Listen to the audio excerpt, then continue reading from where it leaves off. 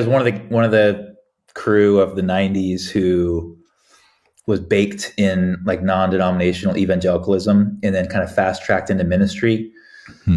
So I'm not super old, but I'm in my 20th year of ministry now. Mm-hmm. And it's because I jumped in, like I got in the evangelical youth ministry world and went after it. And it was really meaningful and I was pretty good at it and found a bit of a voice there, but I also discovered that there was a lot of insecurity and ego that was fueling my desire to like kind of ascend the evangelical leadership ladders, and had a really important season after about 7 or 8 years of that, of depression actually, because I'd stepped out of that role. I felt so much dissonance between identity and vocation that I didn't know who I was outside of my job, my title. And it really gave me the window into my own like kind of constructed self. And it liberated me in many ways to move towards a new season, which brought me to seminary, went to seminary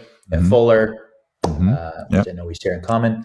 And it was invited into some relationships with mentors that focused in peacemaking world. And that to me struck a chord, like, oh, this is the Jesus, like a Jesus who has answers to the real life problems of today. And I spent a lot of time actually, I got to study in Jerusalem as part of that, started to embed myself in some international conflicts where I'm like, the theology I inherited doesn't have any tools for answering the questions of our sisters and brothers experiencing occupation and oppression. And that kind of moved my vocational space forward to say, hey, how do I walk with this church I inherited, Big C church, largely evangelicals, to build a theology and a practice for peacemaking and some kind of ethic related to that looks like discipleship. And spent the last 12 years leading an organization that did that.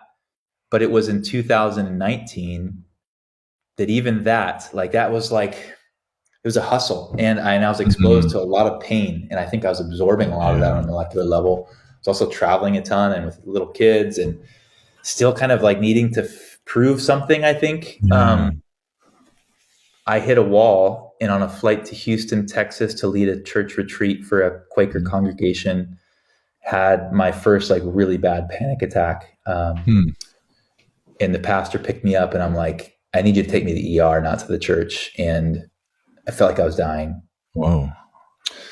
And they did the whole series of tests and they're like, you're fine. Have you ever dealt with anxiety or had a panic attack? And as soon as they said it, it was like my brain connected to my body, and like on a molecular level, it kind of like, oh, that's what's happening.